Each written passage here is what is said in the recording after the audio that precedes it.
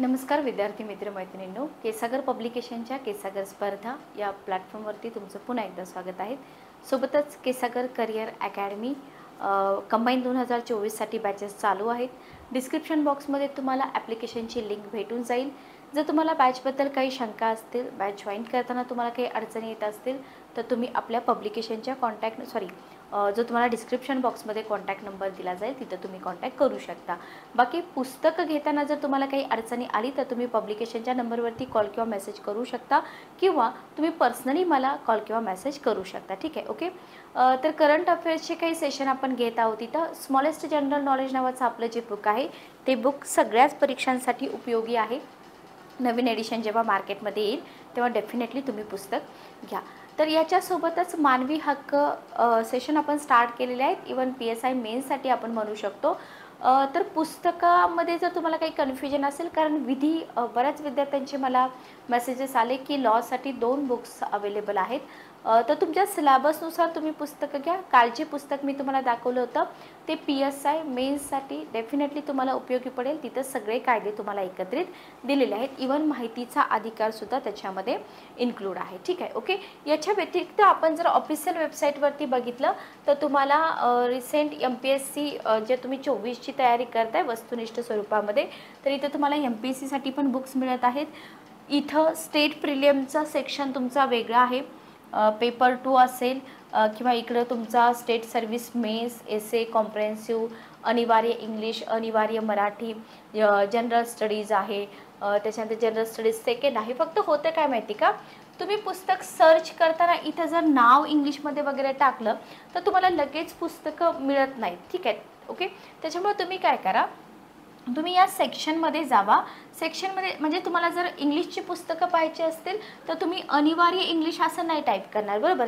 English असं तुम्ही type करणार, पण तिथं तुम्हाला पुस्तकं सापडणार नाहीत। तर तुम्ही काय करा, या सेक्शनमध्ये जाऊन तुम्ही अनिवार्य इंग्लिशमध्ये जाऊन जे बुक्स आहेत ना ती सगळी पुस्तकं तुम्ही बघू शकता। ठीक आहे, म्हणजे बऱ्याच विद्यार्थ्यांना विद्यार्थी असं बोलतात की आम्ही टाईप करतो पण पुस्तकं मिळत नाहीत। ठीक आहे, तर नावं वेगळ्या प्रकारची असल्यामुळे इथं थोडंसं कन्फ्युजन होतं। तर काय करायचं, तुम्हाला ज्या एक्झामसाठी पुस्तकं घ्यायची आहेत त्या सेक्शनमध्ये जाऊन जी पुस्तकं तुम्हाला घ्यायची आहेत त्या कॉलममध्ये जाऊन तुम्ही पुस्तकं बघू शकता। ठीक आहे, ओके, क्लिअर। चला तर आपण स्टार्ट करूया आपल्या आजच्या सेशनला। आजच्या सेशनमध्ये आपली पहिली न्यूज आहे सरस्वती सन्मान 2022 साठी। पुरस्कार म्हणा, सन्मान म्हणा, मग ते आपल्या देशातले असतील किंवा इतर देशाने दिलेले असतील, पुरस्कार आयोगाला विचारायला फार आवडतं। लक्षात घ्या, सगळेच पुरस्कार नॅशनल लेवलचे, इंटरनॅशनल लेवलचे कुठलेही असू द्या केलं पाहिजेत। इवन महाराष्ट्र सरकारसुद्धा काही पुरस्कार देतं, तर आयोगाने महाराष्ट्र सरकारने दिलेले सुद्धा पुरस्कार विचारलेले आहेत, तर ते सुद्धा पुरस्कार करणं आपलं काम आहे। तर इथं बघा, तुम्हाला 2022 साठी कोणाला मिळाला, शिवशंकरी यांना मिळालेला आहे। कोणत्या भाषेतील प्रसिद्ध लेखक आहेत, म्हणजे जेव्हा तुम्हाला पुरस्काराबद्दल न्यूज विचारली जाते, बरोबर, तर तिथं तुम्हाला व्यक्तिविशेष म्हणून ज्यांना पुरस्कार मिळालेला आहे त्यांच्याबद्दल बाकीचं काही विचारलं जाऊ शकतं। म्हणजे आत्तापर्यंत त्यांना इतर कोणते पुरस्कार मिळालेले आहेत का, किंवा ते कोणत्या स्टेटमधून बिलॉंग करतात, कोणत्या भाषेमध्ये त्यांचं साहित्य आहे, वगैरे वगैरे। ठीक आहे, ओके। तर बघा, उत्तर काय आहे, तमिळ। तर हे प्रसिद्ध तमिळ लेखक आहेत। Okay, clear. अलीकडेच प्रसिद्ध लेखक आणि कार्यकर्ते शिवशंकरी यांना त्यांच्या तमिळमध्ये लिहिलेल्या सूर्यवंश हे सुद्धा तुम्हाला विचारलं जाऊ शकतं। कोणत्या साहित्यासाठी, कोणत्या संस्करणासाठी त्यांना हा पुरस्कार मिळालेला आहे, तर सूर्यवंश या संस्करणासाठी 2022 सालचा प्रतिष्ठित सरस्वती सन्मान जो आहे ना तो प्राप्त झालेला आहे। ठीक आहे, ओके। आता हे झालं यांच्याबद्दल, कोणत्या लँग्वेजमध्ये, कशासाठी, वगैरे वगैरे, आणि कोणाला दिला जातो, कोणाकडून, किंवा कोणी या पुरस्काराची स्थापना केलेली आहे। KK बिर्ला फाउंडेशन, नाव लक्षात ठेवा। ठीक आहे, KK बिर्ला फाउंडेशनने सरस्वती सन्मानाची स्थापना केली होती। आणि ज्यांना 22चा पुरस्कार मिळालेला आहे ते कितवे पर्सन आहेत, 32वे प्राप्तकर्ते आहेत। मग आता राहतो प्रश्न इथं की पहिले जे 31 प्राप्तकर्ते आहेत त्यांची नावं आपल्याला लक्षात ठेवायची का। सुरुवातीचा पॅटर्न असा होता की तुम्हाला प्रिव्हियस 5, शेवटचे 5, मधले 5 वगैरे असं विचारलं जात होतं, पण आता थोडंसं कमी झालेलं आहे हे प्रमाण. UPSC टाईप तुमच्या राज्यसेवेचे वगैरे पेपर सेट केले जातात, तरी पण तुम्ही ही जी लिस्ट आहे ना, ही लिस्ट तुम्ही बघू शकता. ठीक आहे, 32वे हे पर्सन आहेत ज्यांना 2022चा पुरस्कार मिळाला आहे. तर हा KK बिर्ला फाउंडेशनने 1991 मध्ये स्थापन केला. बघा, हा पुरस्कार स्थापन कधी केला होता ते सगळ्यात महत्त्वाचं आहे. कोणी स्थापन केला, कधी स्थापन केला, कितवा आहे. ओके, तर 1991 मध्ये स्थापन केलेल्या 3 साहित्य पुरस्कारापैकी एक आहे. 3 साहित्य पुरस्कारांपैकी एक आहे. ओके, क्लिअर, समजून घ्या. भारतीय संविधानाच्या 8व्या अनुसूचीमध्ये, इंडियन पॉलिटीमध्ये आपण बघतो की नाही, 8व्या अनुसूचीमध्ये किती भाषा आहेत, 22 आहेत. मग सुरुवातीपासूनच 22 भाषा होत्या का घटना दुरुस्ती करून नंतर इतर भाषा ॲड केल्या गेल्या? कितव्या घटना दुरुस्तीनं बोडो, डोगरी, मैथिली ह्या ज्या भाषा आहेत इन्क्लूड केल्या गेल्या वगैरे वगैरे. बराच पार्ट आपण इंडियन पॉलिटीमध्ये शिकलेला असतो. पण सध्या किती भाषा आहेत? 22 भाषा आहेत. या 22 भाषांमधील भारतीय लेखकांनी, सगळ्यात महत्त्वाचं काय आहे बघा, भारतीय लेखक. ठीक आहे, तर या भारतीय लेखकांनी किती वर्षामध्ये? 10 वर्षामध्ये प्रकाशित केलेल्या साहित्य कृतींसाठी हा पुरस्कार दिला जातो. जिथे जिथे मी राऊंड केलेला आहे तिथंच फक्त आयोगाचे एरर टाकले जातात. भारतीयांनाच दिला जातो का परकीयांना पण दिला जातो वगैरे वगैरे. ठीक आहे, ओके, चला पुढे जाऊया आपण. नेक्स्ट आपल्याला काय दिलेलं आहे बघा, इथं तुम्हाला इमेज दिसत आहे, Saraswati Samman KK Birla foundation. Image बघितल्यानं गोष्टी लवकर लक्षात राहतात, म्हणून आपण इथं इमेजेस बघतो. ठीक आहे, ओके. पुढची न्यूज आहे, बातम्यांमध्ये दिसणारा MMDR कायदा कोणत्या क्षेत्राशी संबंधित आहेत? आता कायदा विधी या क्षेत्रातले जे करंट अफेअर्स आहेत ना, ते करंट अफेअर्स खरंच खूप इम्पॉर्टंट आहे. पण कंबाईन सारख्या एक्झाममध्ये तुम्हाला एखादा स्पेसिफिक कायदा आहे ना, त्या कायद्याबद्दल इतकं काही विचारलं जात नाही. तर राज्यसेवेची जी एक्झाम आहे तिथं थोडंसं विचारलं जाऊ शकतं. पण फारच एखादा कायदा आहे त्याच्यावरती 4 लाइनर 4 लाइनर्स म्हणा क्वेश्चन येईल याची शक्यता थोडीशी कमी आहे, तरी पण आपण बघूया. ठीक आहे, ओके.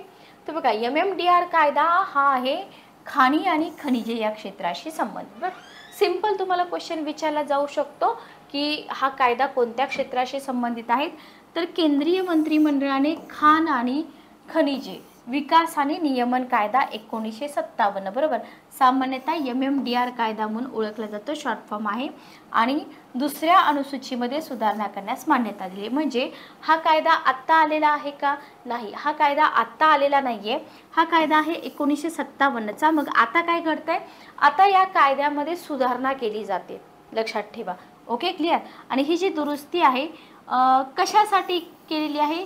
3 गंभीर आणि धोरणात्मक खनिजांसाठी रॉयल्टी दर सेट करण्यावर लक्ष केंद्रित करण्यासाठी. ठीक आहे, म्हणजे ही जी न्यूज आहे ना, ही न्यूज तुम्हाला जास्तीत जास्त विचारण्याची शक्यता आहे राज्यसेवा एक्झामला. लिथियम, निओबियम आणि दुर्मिळ पृथ्वी घटक म्हणजे RES याच्यावरती तुम्हाला इथं लक्ष केंद्रित केलेलं दिसून येतं. ठीक आहे, ओके, क्लिअर. जर कंबाईनला हा क्वेश्चन विचारला तर सिंपल तुम्हाला फक्त MMDR कायदा कोणत्या क्षेत्राशी संबंधित आहे इतकं विचारलं जाऊ शकतं. आणि बाकीचं जर तुम्ही बघितलं तर हे तुम्हाला 3 लाइनर किंवा 4 लाइनर क्वेश्चनमध्ये विचारलं जाऊ शकतं. ठीक आहे, ओके. चला नेक्स्ट बघा, पुढची न्यूज आहे, भारतातील युवकांच्या विकासाला चालना देण्यासाठी स्थापन करण्यात आलेल्या स्वायत्त संस्थेचं नाव काय आहे?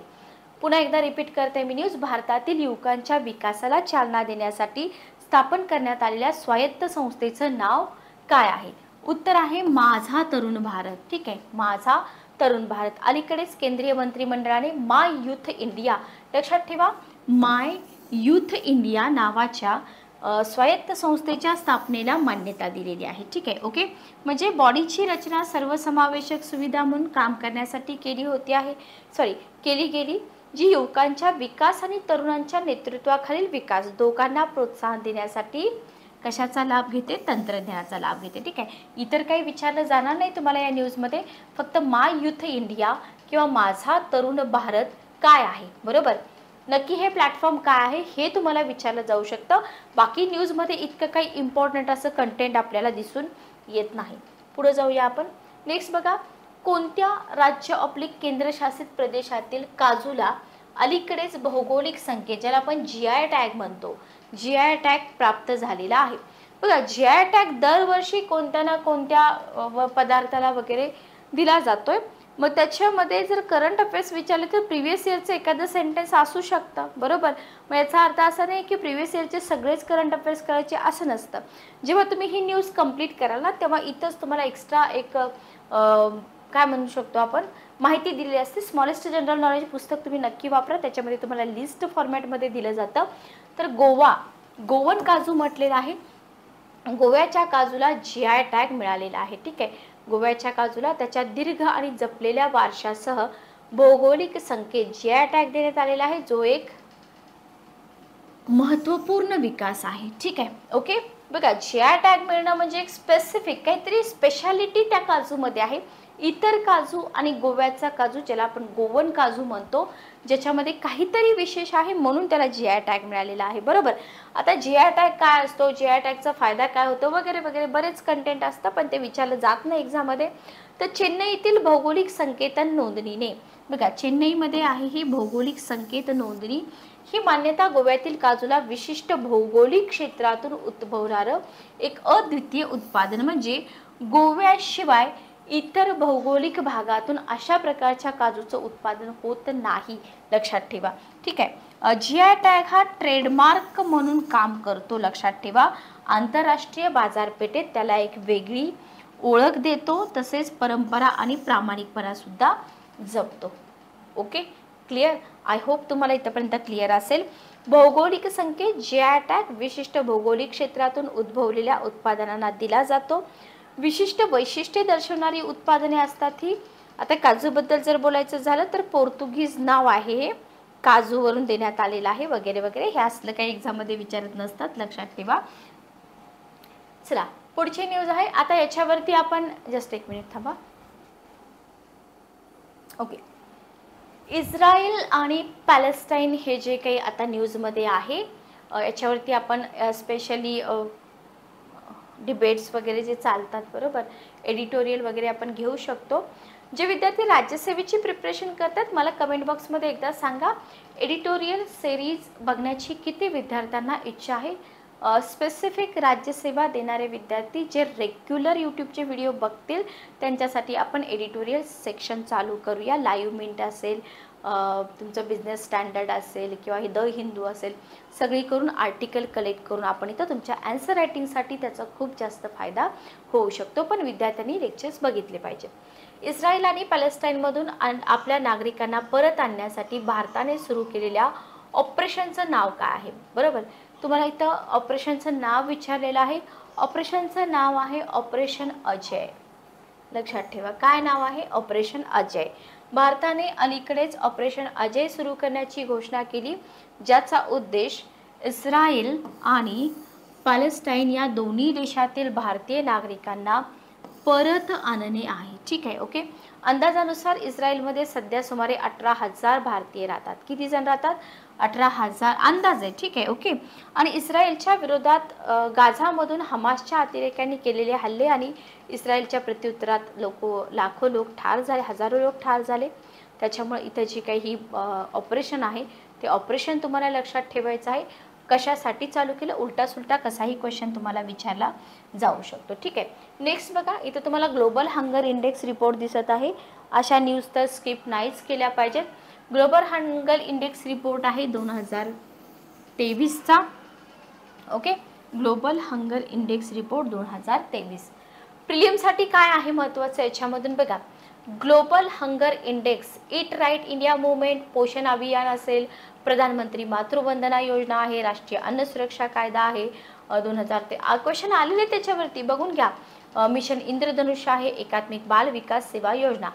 ही जी न्यूज आहे ना, या न्यूजशी रिलेटेड तुम्हाला एवढं सगळं प्रिलियमला विचारलं जाऊ शकतं. इवन विचारलेलं पण आहे. ज्यांनी प्रिलियम दिले असतील, पेपर काढले असतील, त्यांना माहिती आहे. ठीक आहे, ओके. मुख्य परीक्षेसाठी तुम्हाला भारतातील गरिबी आणि भूक यांच्याशी संबंधित समस्या विचारल्या जाऊ शकतात. राज्यसेवा 2024, राज्यसेवा 2025, रिटर्न पॅटर्न. ठीक आहे, ओके. आता चर्चेमध्ये काय आहे बघा, जागतिक भूक निर्देशांक 2023 मध्ये जागतिक भूक निर्देशांक इथं आपल्या भारताचं जे रँकिंग आहे 125 देशांपैकी 111व्या क्रमांकावर आहे. वाईट गोष्ट आहे, लक्षात ठेवा. भारतातील भुकेची गंभीर स्थिती, भारत कोणती कॅटेगरी दर्शवतो? गंभीर भूकमारी, बरोबर. ओके, लक्षात ठेवा. भारताच्या शेजारी देशांचा या निर्देशकात समावेश आहे. आता आपल्याला फक्त भारताचंच विचारत नाही तर भारताचे जे आजूबाजूचे देश आहेत ना त्याच्याबद्दल पण विचारलं जातं. पाकिस्तान आहे 102 वरती, बांगलादेश 81 वरती, नेपाळ 69, श्रीलंका 60. भारतापेक्षा सरस आहेत, लक्षात ठेवा. बघा म्हणजे आता इथं बघा बोलणारे काय बोलतात की अरे भारताची लोकसंख्या एवढी मोठी, बरोबर. म्हणजे आपण भारताचं कंपॅरिझन पाकिस्तानसोबत केलं, बांगलादेशसोबत केलं, श्रीलंकेसोबत केलं, पण ॲज कम्पेअर टू जर तुम्ही भारताची लोकसंख्या बघितली तर भारताची लोकसंख्या अफाट आहे, बरोबर. Okay, clear. ही पण गोष्ट एका बाजूला थोडीशी लक्षात घेतली पाहिजे. बाकी रँकिंग तुम्ही लक्षात ठेवा. जागतिक भूक निर्देशांकाचा परिचय जर तुम्ही बघितला तर ग्लोबल हंगर इंडेक्स, ज्याला आपण GHI म्हणतो, कन्सर्न वर्ल्ड वाईड आणि वेल्थ हंगर हेल्पद्वारे, ही दोन नावं लक्षात ठेवा. कन्सर्न वर्ल्ड वाईड याच्या अगोदर पण विचारलेलं आहे. एक मिनिट थांबा. कोण अहवाल प्रकाशित करतं विचारलं जातं. GHI म्हणजे ग्लोबल हंगर इंडेक्स कोणत्या स्तरावरती? जागतिक, प्रादेशिक आणि राष्ट्रीय स्तरावरती. ठीक आहे, फक्त प्रादेशिक नाही, फक्त राष्ट्रीय नाही, फक्त जागतिक नाही. भुकेचे सर्वसमावेशक मोजमाप लक्षात घ्या. कशासाठी हे डिझाईन केलेलं आहे ते आपल्याला लक्षात ठेवायचं आहे. तर जागतिक, प्रादेशिक आणि राष्ट्रीय स्तरावरती भुकेचं सर्वसमावेशक मोजमाप आणि मागोवा घेण्यासाठी एक साधन आहे जे कालांतराने भुकेचे अनेक आयाम प्रतिबिंबित करते. ठीक आहे, ओके. GHI स्कोरची गणना 100 पॉईंट स्केलवरती केली जाते. 3 लाइनर 4 लाइनर क्वेश्चन विचारला तर हे सगळे मुद्दे विचारले जाऊ शकतात. ओके, जी भुकेची तीव्रता दर्शवते 0. आता इथं उलट आहे, 0 म्हणजे आपण वाईट समजतो की नाही, पण इथं 0 हा स्कोर चांगला आहे, लक्षात ठेवा. 0 सर्वोत्तम स्कोर आहे आणि 100 सर्वात वाईट स्कोर आहे, उलट लक्षात ठेवायचं. ठीक आहे, ओके. आता इथं तुम्हाला टिप दिलेली आहे. कन्सर्न वर्ल्ड वाईड ही एक आंतरराष्ट्रीय, जर तुम्हाला ऑर्गनायझेशन म्हणून कन्सर्न वर्ल्ड वाईड बद्दल एखादं सेंटेन्स असेल, असू शकतं, सांगता येत नाही, तर ही मानवतावादी संस्था आहे जी जगातील सर्वात गरीब देशांमध्ये गरिबी आणि दुःखाचा सामना करण्यासाठी समर्पित आहे, बरोबर. आणि वेल्थ हंगर हेल्प जे आहे ना, ही जर्मनीतील खाजगी मदत संस्था आहे, लक्षात ठेवा. ठीक आहे, स्थापना 1962 मध्ये झालेली आहे. भूकमुक्ती मोहिमेचा जर्मन विभाग म्हणूनही प्रसिद्ध आहे. ओके, जेवढं कंटेंट मी तुम्हाला सांगते तेवढं सगळं कंटेंट लक्षात ठेवा. नेक्स्ट आपण पुढे जाऊया. प्रत्येक देशाच्या GHI स्कोरची गणना एका सूत्राच्या आधारे केली जाते जी 4 निर्देशकांना एकत्रित करते, जे भुकेचे बहुआयामी स्वरूप अधोरेखित करते. ठीक आहे, ओके. कुपोषण जर तुम्ही बघितलं, इथं बघा कुपोषण आहे, मुलांचा नाश आहे, बालमृत्यू दर आहेत, हे जे आयाम आहेत ना, हे आयाम तुम्हाला लक्षात ठेवायचे आहे. आता इथं कॅलरीचं सेवन अपुरं होतं तर मुलांना स्टंटिंग म्हणजे काय, 5 वर्षाच्या मुलाखालचा जो डाटा आहे, तीव्र कुपोषण, मुलांचा नाश, 5 वर्षाच्या मुलांचा वाटा ज्यांचं वजन स्टंटिंग असेल. तुम्हाला कुपोषणाशी संबंधित सायन्समध्ये पण क्वेश्चन विचारलेले आहेत ना, बरोबर. तर इथं तुम्हाला गंभीर कुपोषण, मुलांचा नाश, बालमृत्यू दर, 5व्या वाढदिवसापूर्वीच मृत्यू पावणाऱ्या मुलांचा वाटा खूप जास्त आहे. कशामुळं 5 वर्षाच्या आत ही मुलं एक्सपायर होतात, तर त्यांना न्यूट्रिशन न मिळाल्यामुळे. ठीक आहे, ओके. चला पुढे बघा. शाश्वत विकास उद्दिष्टे SDG सह संरेखन का आहे. बघा तुम्ही हे फार सोपं आहे. SDG MDG गुण आपण वरवर वाचतो, पण त्याच्यामधले ध्येय उद्दिष्ट जर वाचले तर SDG 2.1 चे सूचक आहे, लक्षात घ्या, जे सर्वांसाठी सुरक्षित, पौष्टिक आणि पुरेशा अन्नाची उपलब्धता सुनिश्चित करण्यावर लक्ष केंद्रित करतं, बरोबर. मुलांची वाढ आणि वाया जाण्याचं प्रमाण हे SDG 2.2 चं सूचक आहे, ज्याचं उद्दिष्ट सगळ्या प्रकारचं कुपोषण संपवणं, बालमृत्यू कमी करणं SDG 3.2 चं लक्षण आहे. ठीक आहे, ओके.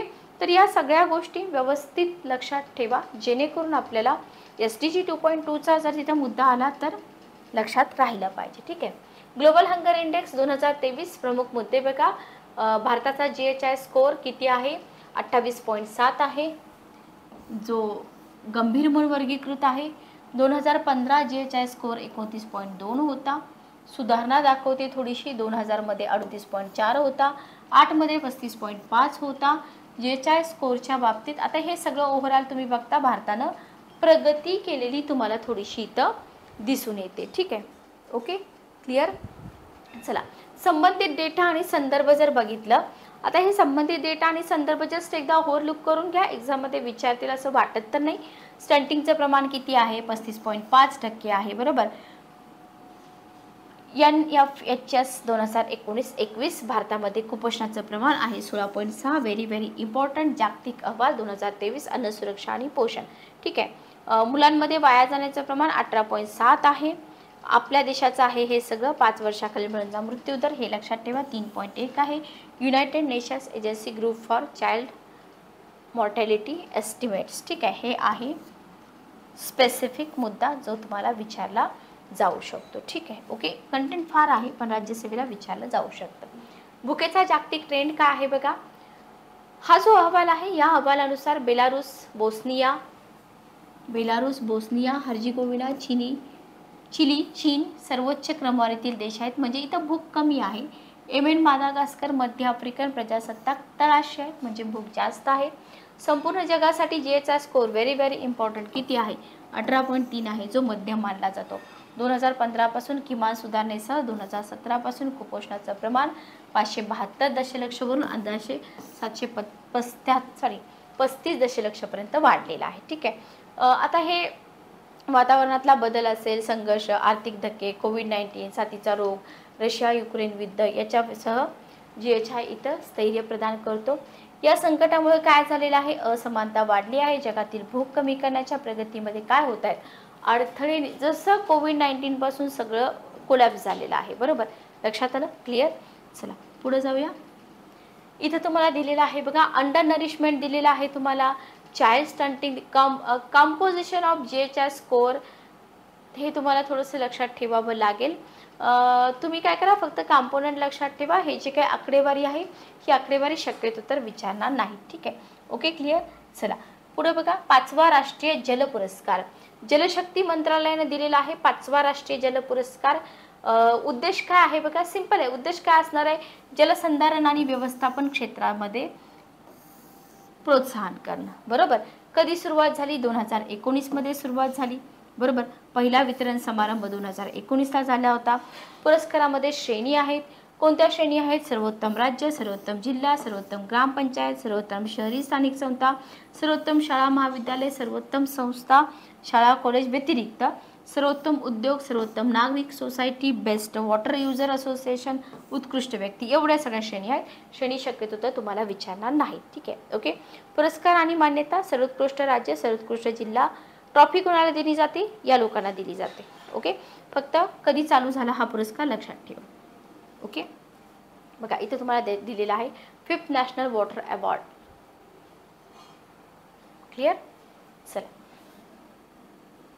नेक्स्ट बघा, RITES लिमिटेड आणि IRCON ला नवरत्न दर्जा. नवरत्न, मिनी रत्न तुम्ही अर्थशास्त्रामध्ये वाचलं असेल. वित्त मंत्रालयाने रेल्वे मंत्रालयाच्या अंतर्गत 2 केंद्रीय सार्वजनिक क्षेत्रातील उपक्रम आहेत. हे काय आहेत? हे आहेत सार्वजनिक क्षेत्रातील उपक्रम. ठीक आहे. इथं तुम्हाला काय दिले? यांना नवरत्न दर्जा दिलेला आहे. कोणाला दिलेला आहे किंवा नवरत्नमध्ये कोण 2 ॲड झालेले आहेत असंही तुम्हाला विचारलं जाऊ शकतं. नवरत्न कंपन्या CPSEचा एक समूह आहे. आता हे कशासाठी काम करतात? जागतिक बाजारपेठेतील स्पर्धा करण्यासाठी स्वायत्ता आणि लवचिकता वाढविलेली आहे. ठीक आहे, ओके क्लिअर. बघा नवरत्न दर्जा कधी लागू केला? 1997 मध्ये लागू केला. सध्या किती कंपन्या आहेत? 16 कंपन्या आहेत, बरोबर.